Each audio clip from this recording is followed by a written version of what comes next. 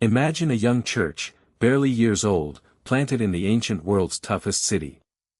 Yet, it wasn't outside threats tearing it apart. It was the people inside. Shouting names like, "I follow Paul." "No, Apollos." "I'm with Cephas." It was like fans arguing over sports teams. Paul heard about this mess and used a powerful Greek word, schisma. Not a polite disagreement, but a cloth being ripped down the middle. Think about it, even hardened Roman soldiers refused to tear Jesus' seamless robe. Yet, the church, his body, was doing it to itself. And here's the bitter irony, they weren't fighting over villains. Paul, Apollos, Peter, these were heroes. Gifted, faithful men weaponized into team captains. Their zeal for leaders, aimed the wrong way, ripped Christ's body apart. Why? Because they were spiritual children, still on milk, not solid food. Paul says their divisions were proof of immaturity, like a baby wearing diapers. They were too impressed with their own wisdom to truly grow. The cure? Not agreeing on everything, but a change of center. Paul asks, was Paul crucified for you? Were you baptized in his name? No. You belong to Christ alone. He's the only one who died for you, the only one worth centering on. And a true leader? They point to him, never themselves. Paul gives us the incredible word, katartizo. It's what fishermen do, mend torn nets.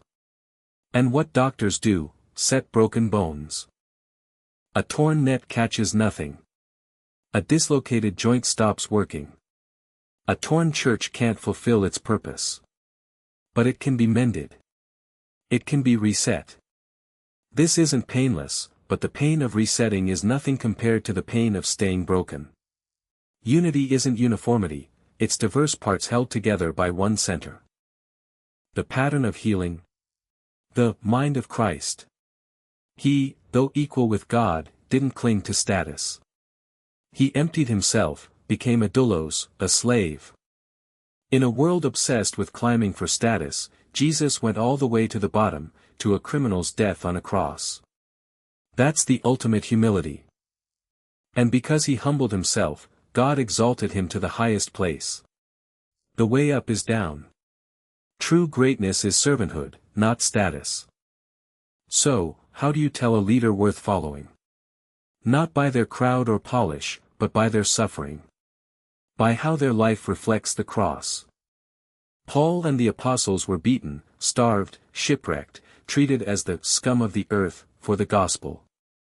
Meanwhile, the Corinthians were arguing in comfort. Pride is the root of division. It makes us need to be on the winning team, to be seen as important. But at the foot of the cross, all ground is level. You cannot maintain your faction at the foot of the cross. It dismantles the whole competition. We're all saved by the same blood, owing everything to the same Lord.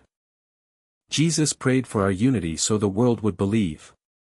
A divided church tells a lie about God. A mended, whole church tells the truth of his self-emptying love. So, whose name defines your faith? Is Christ truly at your center? If not, it's time for the physician's hands to reset the joint.